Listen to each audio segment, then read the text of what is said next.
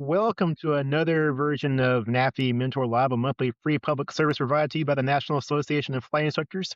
This is our number 94th broadcast, if you can believe that. I'm excited to be your host again. My name is Aaron Dabney. I'm a master flight instructor and a volunteer on your NAFI board of directors. And I think the coolest thing I get to do as part of NAFI is to help coordinate this program. And we've got a good one for you this evening.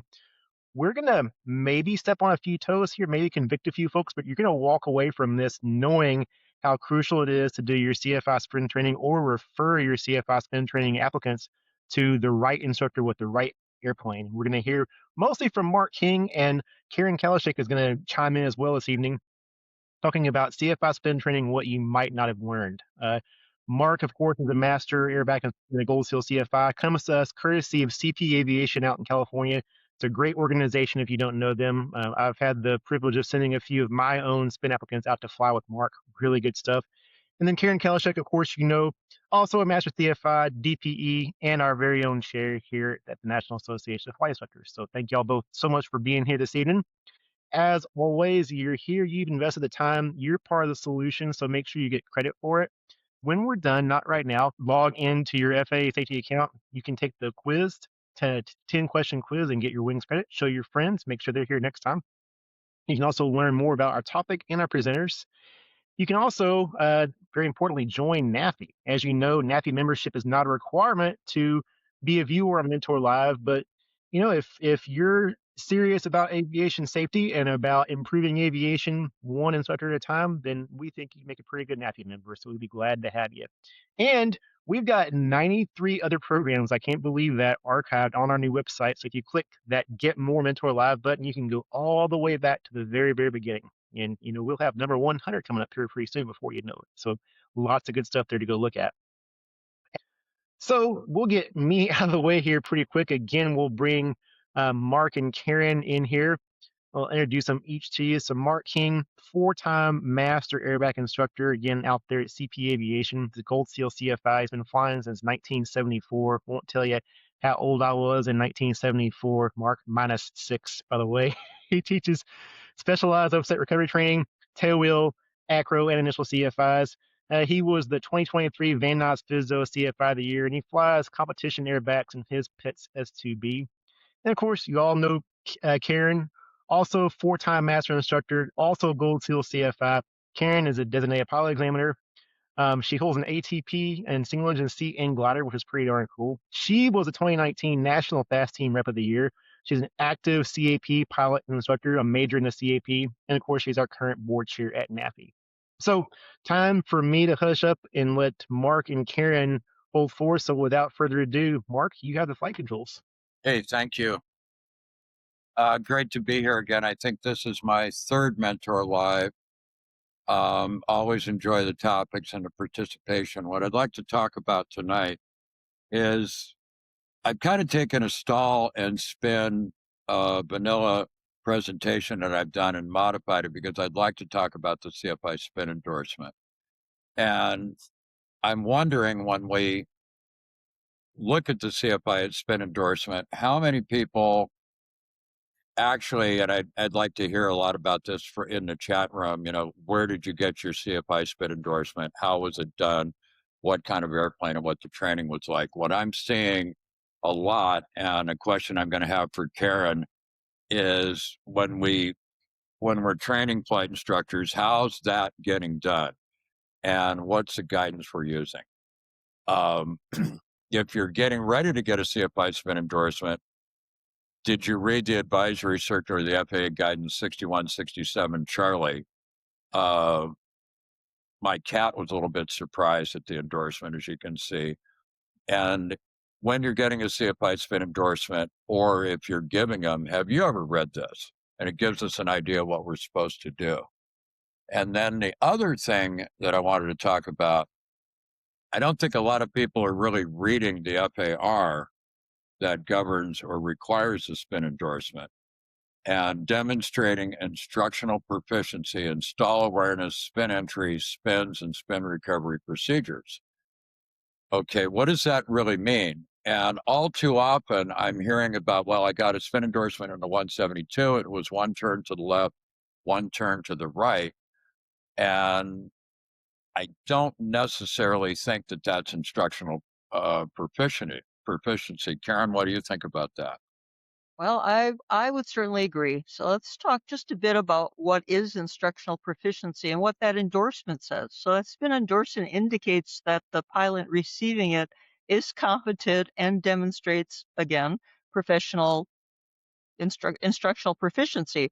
So what that means is that person has the knowledge that obviously you'd anticipate they should, so that they're competent in the level of knowledge. They have the skills in order to fly with the maneuver, demonstrate it. Very important when you come into instruction. They have to be an effective instructor.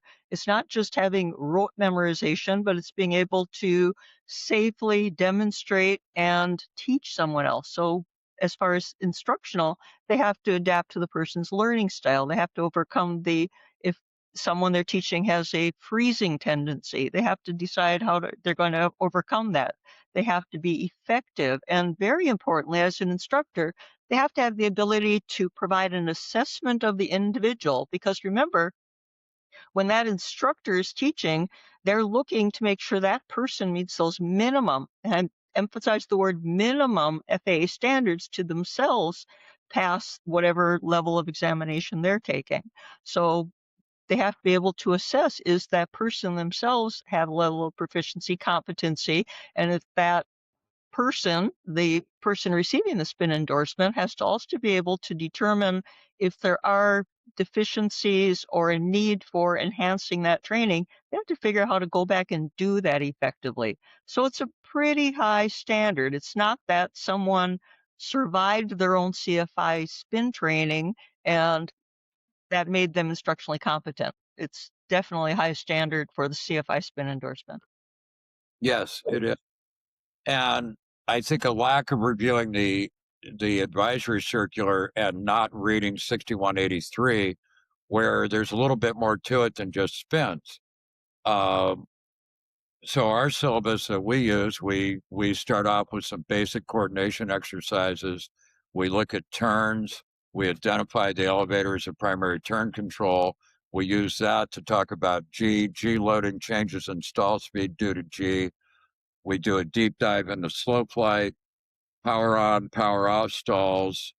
We do a falling leaf, a rudder turn exercise, and then we do a series of 1 and 2 turn spins. It's not just one and done. All of this to create instructional proficiency, where the student is able to instruct us or me, and the instructors that we have at our school, CP Aviation, where they can give it back and at least demonstrate the beginnings of proficiency. We don't expect that a beginning flight instructor is going to be an expert, but they certainly need to know the material. I see a lot of cases where they're stuck on rote. I'll ask the question, what causes the airplane to spin? And they'll tell me, well, it's one wing stalled more than the other. What they can't tell me is how does that happen? Or it's an uncoordinated stall. They can't tell me what that means. Right. So go You ahead. add, yeah, I was going to say you add an important component that, not a lot of spin endorsement trainers do. I shouldn't say not a lot, that's presumption. Not everyone does. Is that you make certain that they have that proficiency where they're turning around and teaching you. Not that they're receiving it, but they're also providing it. And that's an important part of that endorsement. Right. Hey, And Karen, while we're on this point, Karen, we've got a question for you from Don that I think is salient where we are right now. Do you have the CFI candidates that you test actually accomplish spins during practical tests? Oh, well, typically the CFI candidates, if by the way they are non-satisfactory on a practical test, they have to come back with a spin-worthy aircraft for demonstration of spins. Okay. So why run the risk of not doing it sufficiently the first time and then have the stress of doing it with an examiner? So wouldn't it be better to be competent and comfortable so you don't get to that point? Exactly. great. Um, and I just derailed my train of thought, so I got to get back on it. This instructional proficiency thing, I think, is very, very important. To Karen's point, recently I got a phone call, and it was from not even a student, it was from a young pilot that I had met who was gifted an aerobatic flight with me as a result of getting a commercial certificate and an instrument rating at an Institute of Higher Learning somewhere in Texas. And this individual said, hey, I'm starting my CFI training, and my flight instructor says that you can give me a spin endorsement based on that aerobatic flight that we did. And I was a little bit taken aback by that. So I said, well, probably not. And I explained to him why. And then I contacted a professor I know, and I think that got taken care of at the level, at the appropriate level, at the appropriate time. But these are the kind of things that we see happening. I hear about one and done spins and 172s all the time. We're going to talk about 172s here in a second, but I'd like to look at a video here of a recent candidate that I did a CFI spin endorsement on. And as with all of these in-flight videos, this was done in special use airspace, waivered airspace for this type of maneuvering. Clearing turns were done, and all the other requirements were met. But we're going to see a few spins and a few videos. But what I want to look at here is a brand new, just getting a CFI spin endorsement and getting ready for the CFI check ride, and what I think is what I like to see in instructional proficiency.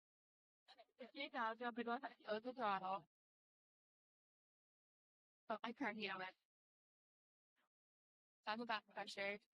It's just going off now to figure out how to get to 60 of flying the left rudder. That will wash the ground off. So there in the back, that's maybe there's some CPR. Hold that. Stop. So the side of the rudder is your line to the flutter. And there's the belly.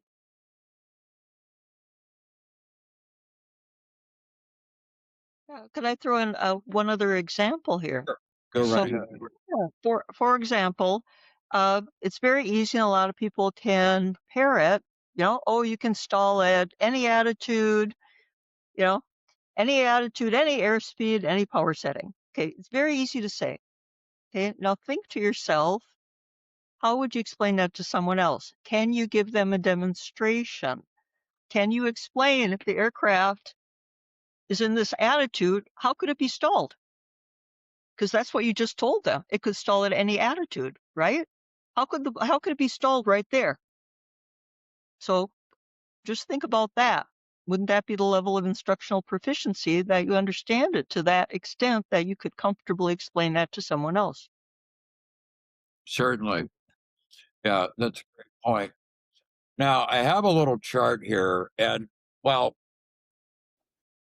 I have a chart because I hear a lot about CFI spin work in 172s. I've done a little bit of research spinning a 172, and a 172 is a very spin reluctant airplane. I don't want to use the word resistant, but it's reluctant. And I did a little digging, and if we take a look at what NASA did in their test they took a 172 and did a lot of spin testing in it. And a 172 in the utility category has a success rate using a technique right out of the advisory circular in a power off stall and spin entry, a success rate of 42%. However, once we move the CG aft and fly it in a normal category, and this is where the accidents are going to happen, we get up into the 85th percentile and into the 95th if the CG is 5% aft, and oftentimes these are unrecoverable spins. So in a lot of cases, a 172 is all that's available. But I've heard and seen a couple of YouTube videos, and this stuff is out there, where we force a 172 into a spin, or we think it's in a spin and it's really in a spiral. NASA, in this test airplane, they pulled up to 5.5 Gs during the spiral recovery. So do we necessarily want to get a spin endorsement in a 172 that we don't know the history of? It's a great airplane, but we need a competent instructor. We need a syllabus, not just one and done. So let's move on and talk about what actually causes the airplane to spin, or how we can get one wing stalled more than another. So yaw plus roll plus stall equals a spin. A spin is an uncoordinated stall. That's the setup for auto rotation. Now, how do we recover from this seemingly hopeless situation? So Rich Stoll created the PAIR acronym back in the mid-1980s. Power to idle, which, that means close the throttle. Ailerons to neutral. Rudder opposite the direction of rotation. So what are we doing when we give it the opposite rudder? We're decoupling the yaw and roll. We're taking that uncoordinated stall and making it recoverable. And we can now recover from that stall by moving the elevator forward. So let's look at an unaccelerated spin, just a normal 1G. Well, I think this is going to be 1G and one turn with a PAIR recovery. Okay, now full rudder and pull. That's it. Full rudder, pull it. There's your spin. Okay. All right, opposite rudder. Little bit of forward stick. And we recovered. Neutral rudder, pull it level.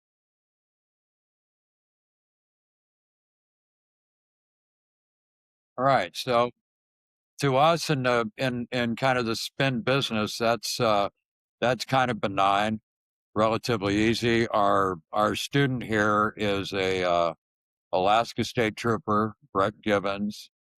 Had about 15,000 hours flying Cubs in Alaska as a law enforcement officer, and he was down visiting us for training, and he agreed to participate in this. But let's take Brett and add a little power to the spin, and let's see what's going to happen. If we're spinning to the right and add power, our spin becomes faster and steeper. To the left, the spin is going to become flatter and faster. So here we go with a spin to the right.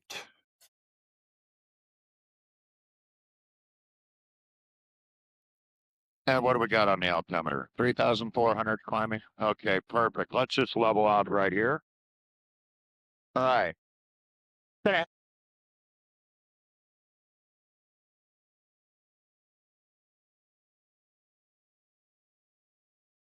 And what do we got on the altimeter? 3,400 climbing. Okay, perfect. Let's just level out right here. All right. Going to have you put us into a right-hand spin. Okay. I'm going to add some power. Okay. We're going to see what happens. All right. So just like we were, you want me to come all the way back to idle? Yeah, come all the way back to idle. Okay. All right. When you're ready, wings are level pitch attitude. Okay. Let's go full right rudder. Pull the stick back. There's our spin. Better go around one turn. I'm going to add some power. There we go. Let's recover.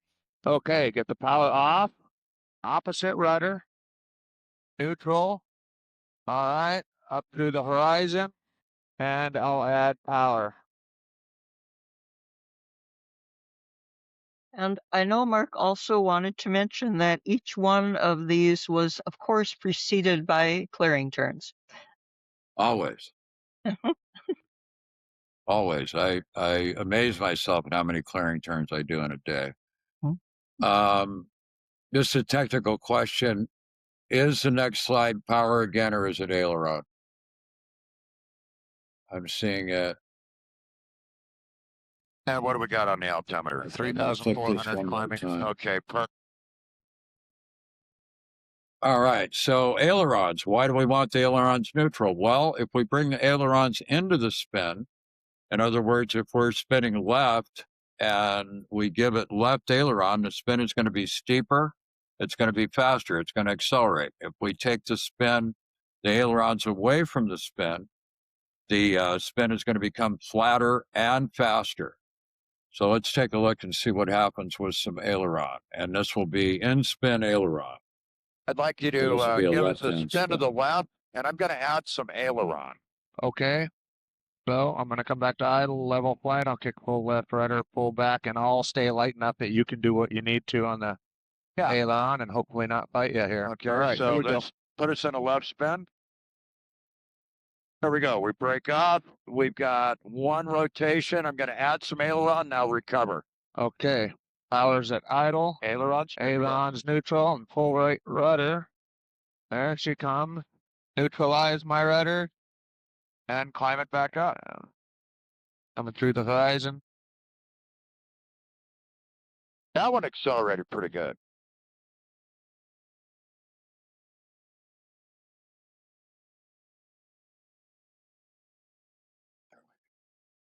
All right. So we're looking at these aggravating elements, and a reason why these are so important is I often see people with inappropriate responses to these outside stimulus. They know the airplane's stalled. Their primal response is to add power or to shove the nose down or to try to level the wing. So we saw the effect of power. We saw the effect of aileron. If we give premature forward elevator, we're going to accelerate the spin yet again. We think, we know we're stalled, we hear a stall warning, and we start moving the yoke forward or the stick forward. Without the decoupling of yaw and roll, without using opposite rudder, this is going to result in a much faster and a much steeper spin. Let's take a look at what happens with Brett when we give him a little bit. Okay, Brett, what we're going to do on this He's spin not ready for is I'm going to add some elevator.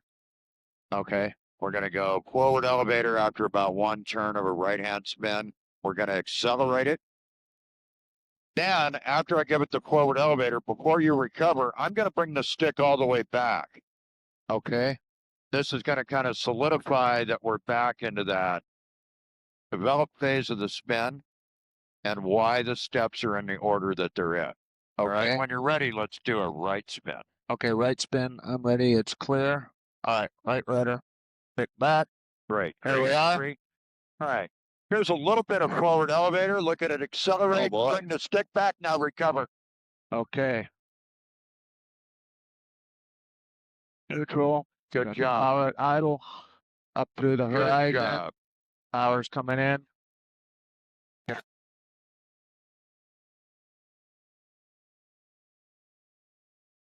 Okay, so looking at these aggravating elements, it's great if we can do a 1G accelerated spin or unaccelerated spin and we can recover.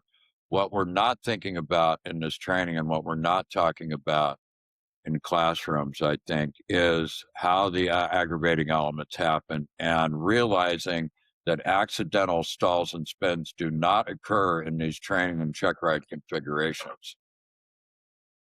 Yeah, let me mention that that wonderful advisory circular on stall and spin awareness 6167 Charlie, highly recommended to read that. It gives a series of excellent exercises to use, which are quite thorough, actually. A series of 11 different exercises you can do, and a key is to have realistic distractions, because that's in reality what leads to a lot of loss of control, accidents, and the type of unfortunate spin accidents we have. So as part of training people about stall awareness, you're highly encouraged to do things to distract them realistically, have them reach for something in the back seat or have a passenger bump the controls in an inappropriate time. These things do happen in real life. And by the way, in examinations, examiners are expected to introduce realistic distractions. And I can tell you in some cases, it really does show that the person is not able to effectively maintain control of an aircraft while they're dealing with something else. sometimes it's just simply a priority issue. Fly the plane first. Yeah, I couldn't agree more. And there is a great list of distractions like dropping pencils and things like that. We're doing distractions. Community Aviation and Rich Stoll have come out with a new program called Intro to Stalled Flight. It's in its infancy. You'll find out more about it at Oshkosh, but we have effective use of distractions in that. And it's another way of looking at training stalls, and it's kind of a precursor to taking an upset recovery course like this one. So let's look at a couple of unusual attitudes or scenarios that we can get into. A lot of training that I see that I think is a little bit flawed is spending a lot of time flying the airplane at VX. A high pitch angle, full power, climbing out, and in a lot of cases, staying at VX, starting the crosswind turn. A couple of things that can happen if we do this, and if we don't have a good understanding of yaw and roll and what the flight controls actually do, we can get in a lot of trouble. So we'll be in a left turn here in a VX climb at a high power setting, trying to maintain coordination. Brett's got a little problem here maintaining coordination in the beginning of the video we're going to see, but we're using a lot of right rudder, particularly in a higher horsepower airplane. If we lose a little bit of power, we have a partial power loss, or we inadvertently reduce power, or it just flat quits. Or if we maintain a high power setting and rolling the wings level, we're going to couple yaw and roll on the right side coming out of left turn and end up with a right spin. These can be rather dramatic. And let's take a look and see how Brett does with a Let's do a climbing left-hand turn. Let's use 60 for kind of a VX. Okay, climbing left there. I don't see anybody over there. Yeah, coming through 3-5 right now. Good. All right, that feels good. Is the ball centered? The ball is centered. Okay. It's centered now, I guess, is what you're saying. Yeah, it's right there in the ballpark. All right, there's a partial power loss, and there we go. Okay. Let's get power to idle, ailerons neutral, opposite rudder, and recover. All right, let's pull the nose back up to the rise and add some power. Happy, happy. And just supporting what Mark had pointed out and adding sad facts to that is the greatest source of fatalities in general aviation aircraft is loss of control. And loss of control, the predominant phase of flight in which that occurs is takeoff and climb. And that's a perfect example. Someone does a go around, they may have full flaps, they pitch the nose up a lot, or a higher powered aircraft, left turning tendencies. That initial climb is not coordinated. I've actually seen this kind of thing happen in exams, by the way, where it's very fortunate that there's someone in the cockpit that's ready to take over controls and not let it turn into a low altitude stall spin. exactly. Flawed go-arounds are huge. Flawed missed approach procedures in IMC. There's a few of those out there. This stuff is everywhere, but again, 1G, wings level, unaccelerated spin entries are not the complete package. And that's what we're looking at here. Another scenario that we can find ourselves in is pulling hard. When would we do that? Well, the NTSB calls this, I call it a panic pull. The NTSB calls it a startle response. Spencer Suderman's got a video out there where he calls it something else that I don't think's politically correct. But if you go head to head with another airplane, you might pull. You get into an unusual attitude and you pull hard, or you're just continued VFR, getting towards IMC, you go around a cloud and you find yourself close to some terrain because there's a goat standing on top of the cloud. Our primal response is to pull, or trying to avoid a bird, or any number of things. Let's take a look and see what happens if we pull hard and end up in a Okay, why spin don't you pitch us down to about 130 miles as a an hour? result of that. All right.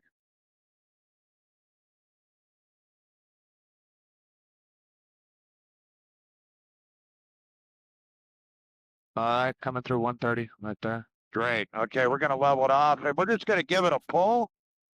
And we'll get up about right here and just break it off into a spin. Oh boy. All right, could you recover that? There I we could. go. All right, thank you. All right, coming up through the horizon and power and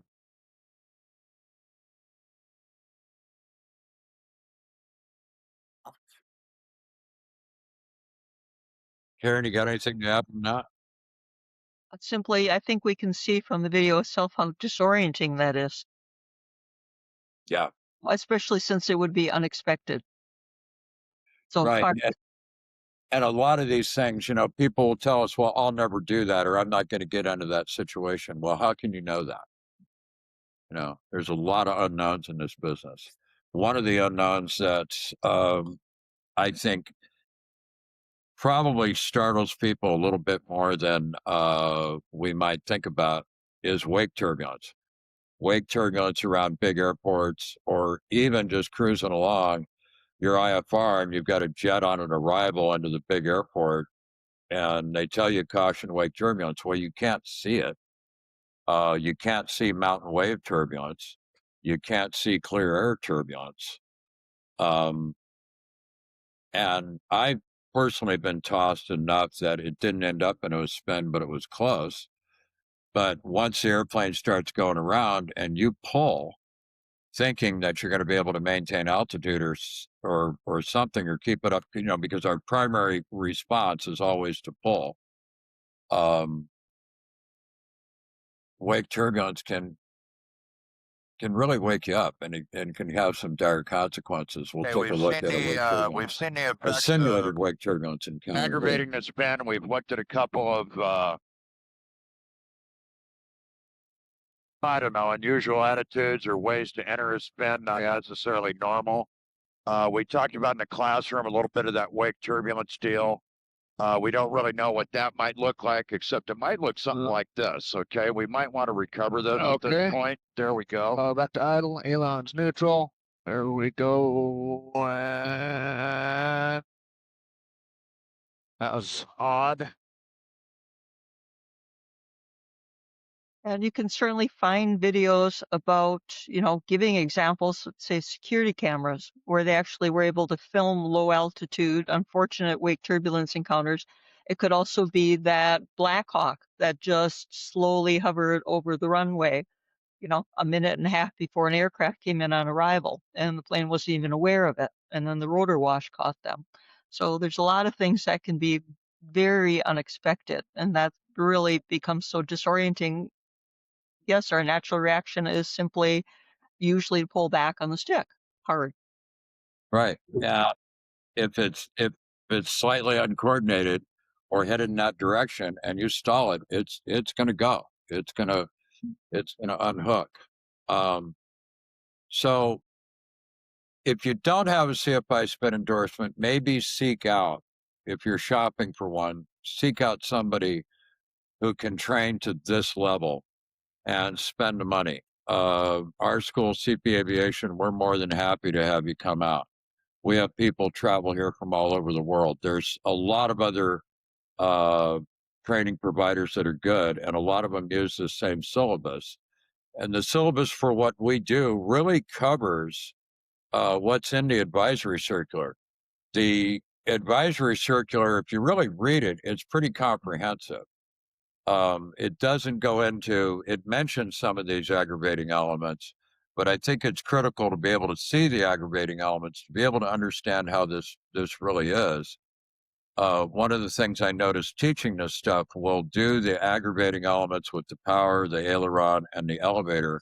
But when we start doing the unusual attitudes, the recoveries are actually better because we've done enough 1 and 2 turn on accelerated spins, then added the aggravating elements where our student or our learner, I guess, has that automatic response to an outside stimulus.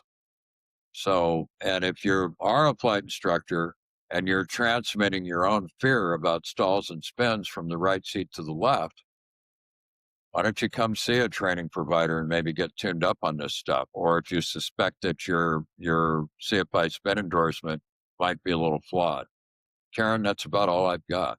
Yeah, I was going to say, just to add a note of seriousness, but reality to this for flight instructors and the pilots that are listening.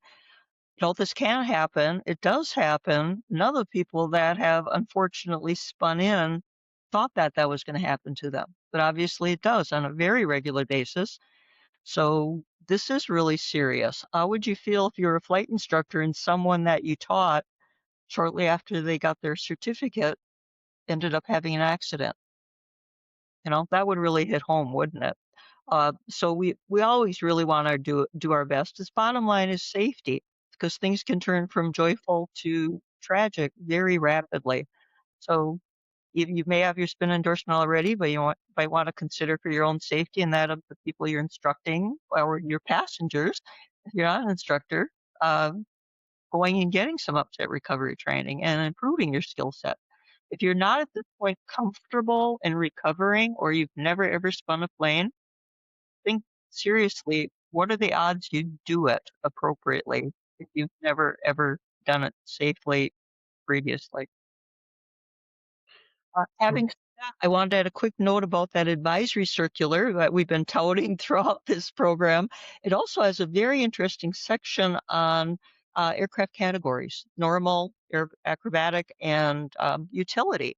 So just suggest that as a really good read to better understand those categories and the significance of those when it comes down to putting load on aircraft and how easy it is to exceed load limits, especially when it comes to things like a steep spiral rather than spins, because it can be difficult to determine what you're in sometimes, and you need to appropriately recover. Yeah, and we include in our program, we include a spiral demonstration that's rather compelling with the recovery technique of power push roll. The unload being so important. One of the things we don't seem to understand about stalls is how load can affect that. And there's so many times that I see people are stuck on rote memorization. Well, does the stall speed increase with the load? Well, yeah, and I think I know who just put this in a chat room, but no, you can't stall at 0G. But when we look at those the BG diagrams, do you really understand that? Do you understand what the elevator really does as far as putting load on the wing? And we all know that a 60-degree angle bank turn is a 2G load. Well, we don't understand that that's a 41% increase in stall speed. But when we unload, what's also happening? If your 1G stall speed is whatever it is at 1G, have you thought about what it might be at a half G? What would the 0.5 stall speed be? I'm getting distracted by the chat room. Yeah, don't worry about that. I've got plenty of questions to pass through to y'all. Trust me. Okay. But the half G stall speed is going to be a 29% reduction in stall speed exponentially down to 0. If we're 0G, we're not going to stall. And it doesn't take a PhD in mathematics from some university in Tennessee to understand that. It's pretty simple stuff. If I can understand it, I think most people can. Well, let me give you an example of the problem with rote memorization, because everyone has memorized pair, right?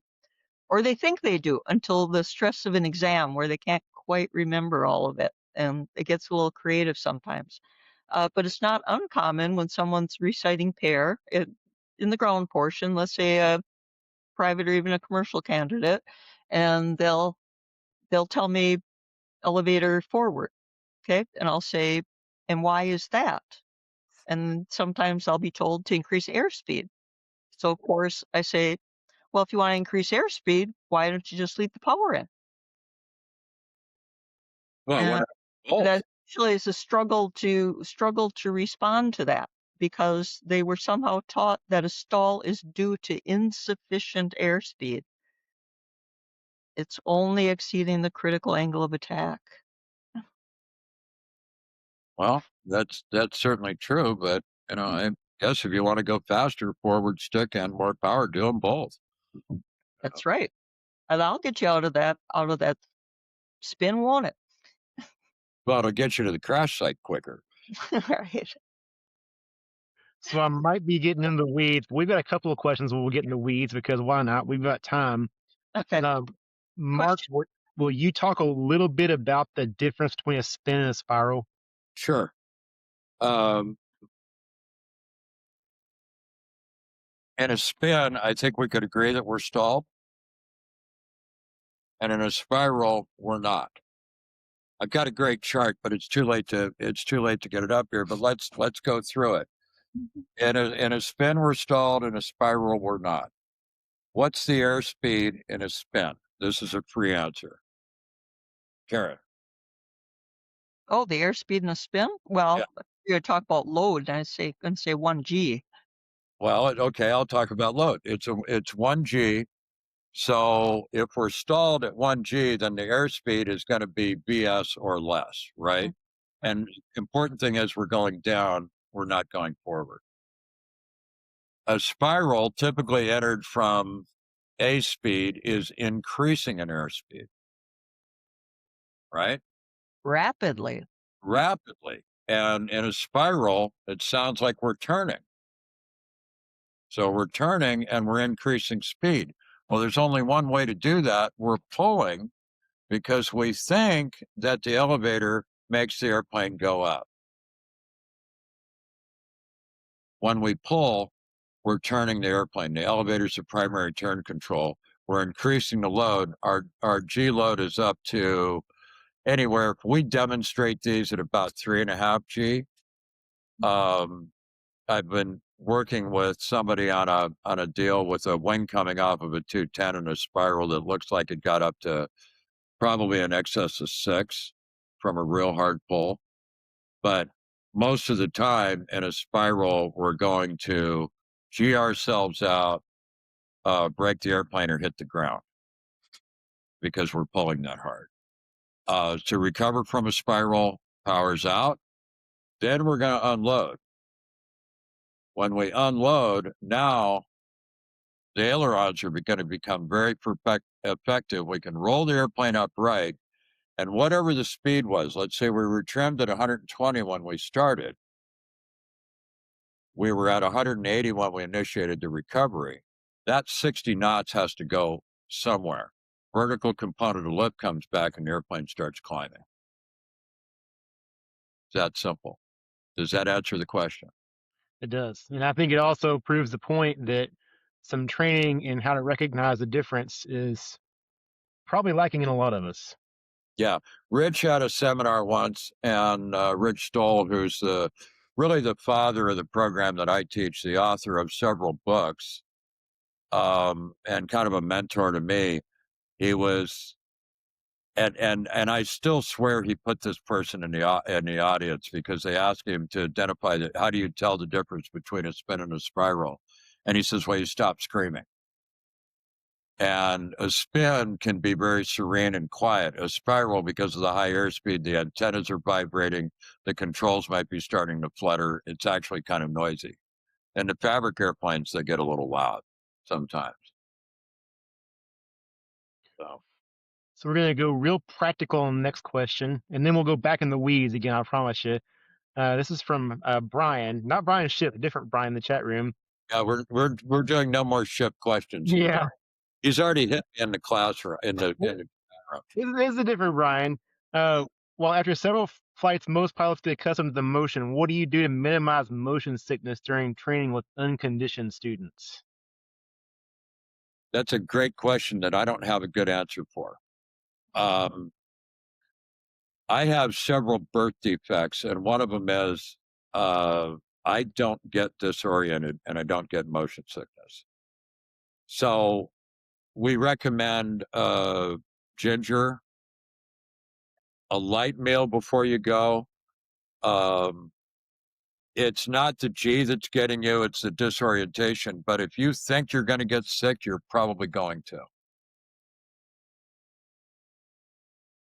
And I don't have a lot other to offer on that. There's a lot of guidance on it, but we don't force anybody through this. And I don't have people get motion sickness very often. It's very rare. But we carry bags, we brief it a little bit, but usually you can tell if you sit behind people long enough, you can read them pretty good by the tension in their shoulders. If their hair's not too long, you can see perspiration in the base of their neck. That's time to knock it off, maybe open a window, and let's take the lesson and make it a two-parter instead of one. Right? Our students are actively on the controls, so we're not necessarily demonstrating things to them. We're teaching in the classroom and we're coaching in the airplane. If we're effective enough teachers, I don't need to touch the flight controls on the airplane. I can coach you through it. And if you're actively involved in it, you're not going to get sick. For the most part, there's no always, nevers, and absolutes, but. Yep, I was going to suggest the same thing. Stress and lack of control really lead to it a lot. So if the person feels they're comfortable with their instructor because they understand their instructor's competency, and they have plenty of altitude, which should eliminate some of the fear factor, and don't go up on a hot, bumpy day, obviously. The ginger chews work for a lot of people, or C-bands, and very short, maybe indoctrination if the person starts to feel ill. I think another thing is no surprises. If you brief this flight well enough that you're not going to introduce new material in the airplane, they know what's coming. And we're gonna run through it. We're gonna have a small summary of what we're doing right before we do each maneuver. My experience has been, and this is almost 5,000 hours teaching just this stuff over the past 15 years. I think I have a pretty high success rate on people not getting sick. Okay. What's our off in the weeds question? Okay, I got a couple of them for you. Why not? We've got time, so let's do it. Let's have some fun, right? I said we were going to play Stump Mark and Karen. So Ryan asks, "Hey Mark, can you address spin modes and recovery for twins?" And he gets even more specific. He says specifically with tip tanks like a 414.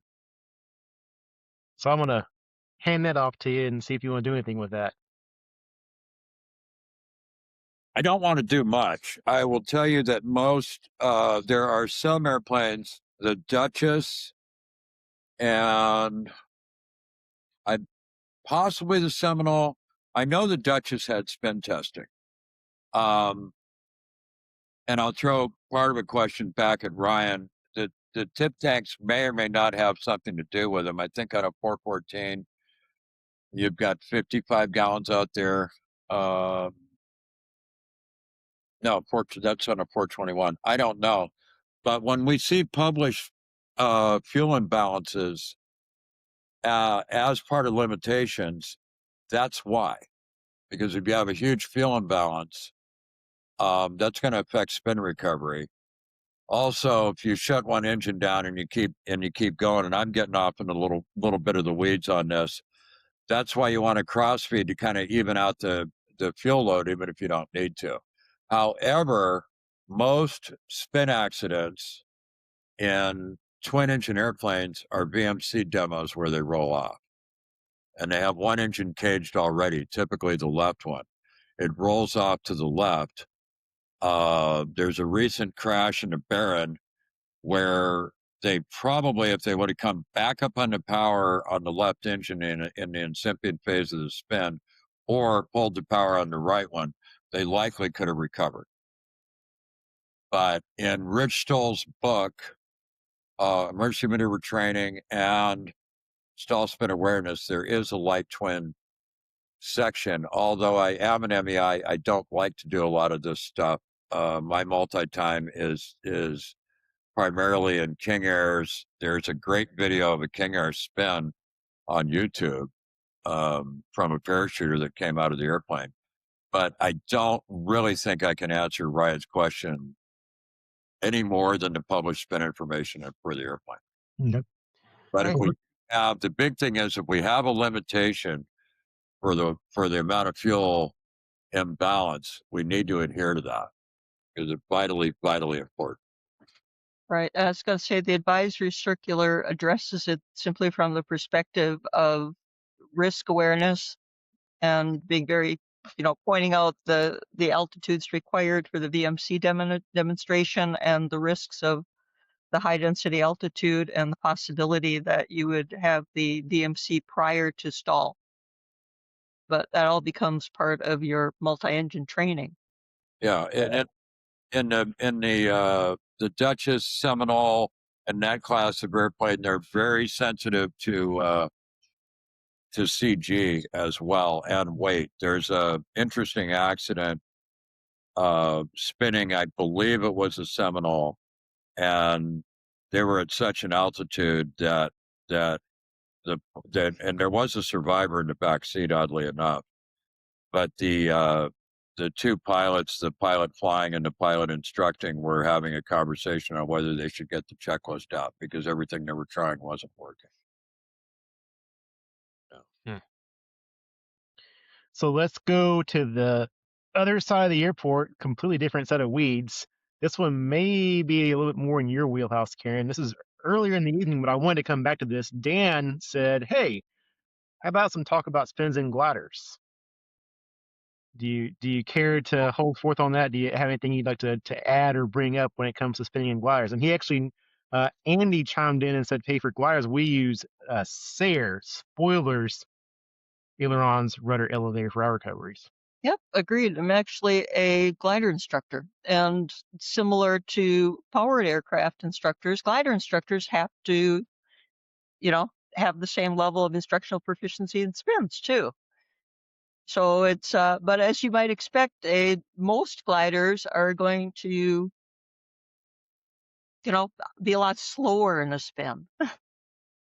And at least personally, I can't say I'm a high time glider pilot. The recovery is pretty simple and also proves the point that reducing the angle of attack to recover from a stall is the key because you have no power unless you have a powered glider. It's all about angle of attack in the recoveries. And again, spoilers, typically many of your gliders are going to use those, or speed brakes, which they can also be called depending on the aircraft.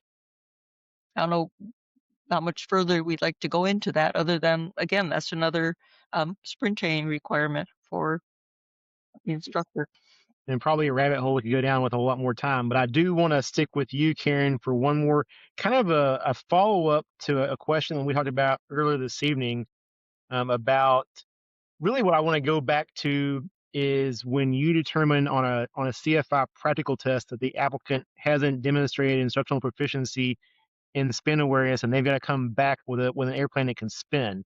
So I think the first thing I want to make sure that we answer is, so you do not, as a DPE, with any regularity, require all CFI candidates to demonstrate spins on the practical test, correct?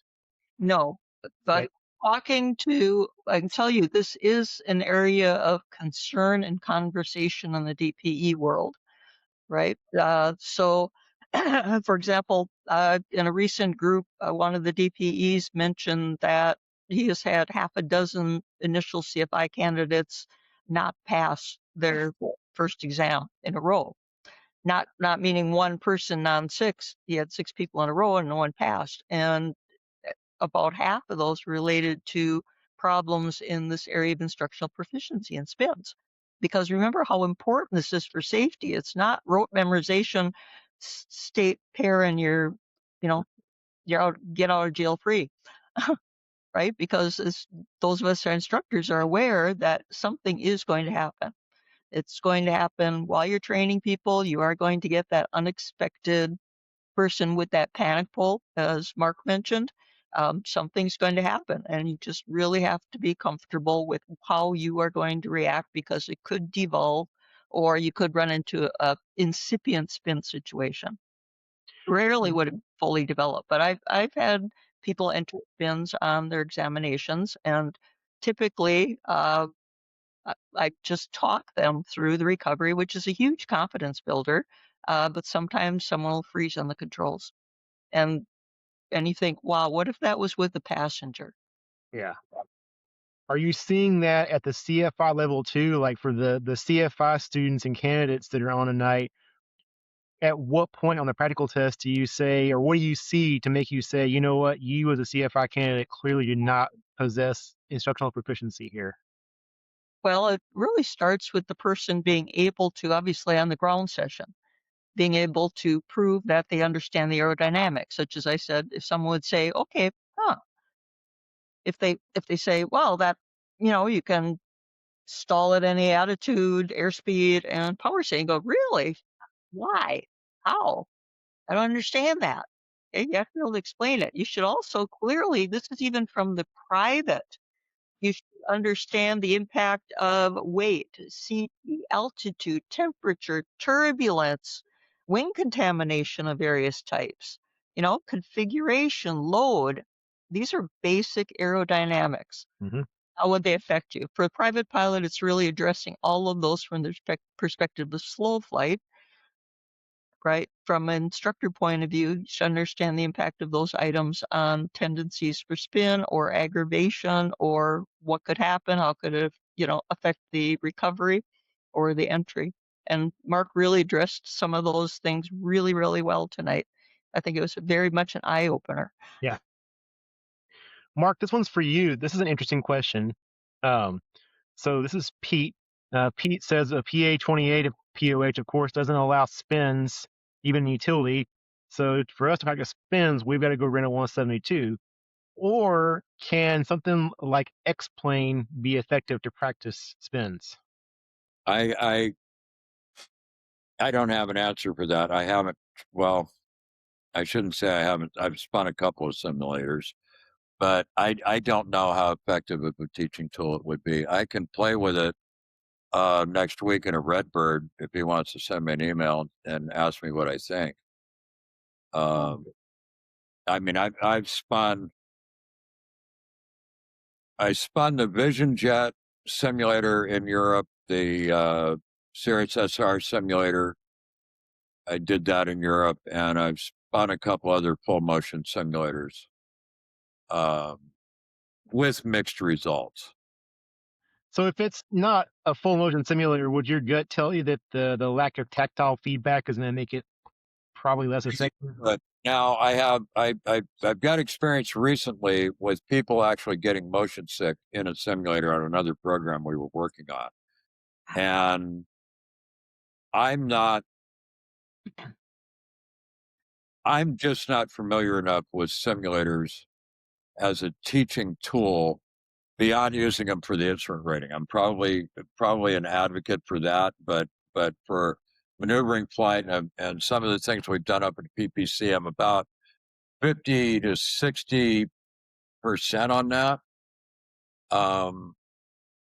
But it's my own lack of experience with it. I can address this again. This is just from one perspective. Okay, so I haven't taught spins for a while, but I had access at one point to a simulator that was set up. It wasn't full motion, but it was set up to be identical to the aircraft controls. So I would actually use that on the ground, and people, because of the visualization, of course, you don't get the tactile feedback, but when that stall breaks and you're realistically looking at the ground and that ground's rotating, your body is, believe it or not, feeling the spin because you're seeing it happen. So, and from that perspective, starting people in the simulator, as long as it was very similar to the aircraft they were going into, I felt from that point of view, it was effective because that disorientation was then kind of done away with because they've seen it already. So when they're in the plane, part of that falling sensation, seeing the ground coming up, the ground's rotating, which is really fear-inducing when it first happens, that part had been dealt with already. Excellent. Hey, Brian, another Brian again asks, in your spin training, Mark, how many individual flights do you do with the candidate? The spin module is 4 flights, and we typically do it over 2 days. Okay. So we block out a 2-hour block that gives us, it averages out, Aaron, to about a 0.7 ground and a 0.7 flight times 4. So it's a 2.8. Now, to total up the total number of spins, that could be in the low 20s by the time we get done. And along with that, Jack asks, to do a good, thorough spin course, what should I expect to spin as the candidate? I think our course, and I could be wrong. Hopefully, my boss is watching and she'll hit the chat room and correct me. But I think we're quoting this at about $1,100 for the 4 flights that we do, and that's based on about 2.8 ground and 2.8 flight. Okay. So You know, last question to kind of tie this together. Go ahead. that's the cost of a closed headset. Say again. You know, you could get this or a Bose headset. Yeah, I think this is worth it. You know, the So Bose headset to help you talk any better on the radio. yeah. So let's say I'm a CFI candidate and I've had my eyes open tonight, and I'm thinking, okay, yeah, I definitely don't want to go spin a Skyhawk. I want to do a legitimate spin training course. Obviously, we know that you're available out there at CP Aviation, but how would I screen an instructor or a flight school to determine for myself, is this someone I should be trusting with this to do this thoroughly? Is there anything that I should be asking or looking for? Yeah, when's the last time you did it? How many have you done? What are we going to do it in? You know, how many of these have you done in the past? And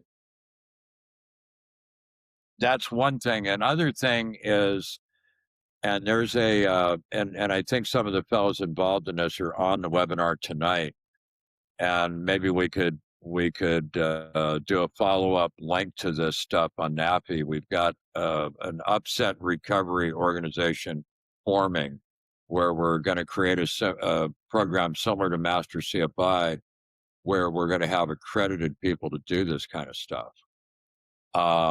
I think Rich's website, richstoll.com, might have some recommendations on it for schools other than mine. International Aerobatic Club, a division of IAC, on their website, iac.org, in the drop-down menus at the top, there'll be a train, and you can click on that and get schools by region. I know there's a lot of them out there, and I can make some recommendations if people want to contact me. You know, and I know a lot of people in this business. Okay. You know, it's like, you know, a good one down there in your neck of the woods, Debbie's place. Yeah, Harvey and Ren and Laporte. Yeah, they're good people. They're really good people. They're reliable. I would just stay away from, I guess, if they're not going to give you a good ground briefing with a lot of the aerodynamics and the theory and a good discussion. Oh, you want to see if I spin endorsement? Let's go get in the extra and let's go. They're gonna show you how great they are, how great the airplane is, and show you what you don't know. And it's going to be a demonstration, and it's really more of a thrill ride, right? Yeah. And if you get a CFI spin endorsement out of that, I just personally think that's a disservice on the person that gave the endorsement to that individual. And what is that individual going to bring forth as instructional proficiency? What are they going to be able to talk about? Not much, you know. Well, yeah, I got a CFI spin endorsement. It was terrifying. You never want to do that. You know, where we're actively involved. If we go back to our first video that we looked at tonight, That young lady is taking a CFI check ride on August the 15th. She got her commercial in a Citabria, and she had really a flight training, almost a metamorphosis going through the spin program, where she wants to have instructional proficiency, and she's showing us confidence in that video. You know, she's confident. She's doing that. I wasn't sitting back there doing it. She did the whole thing.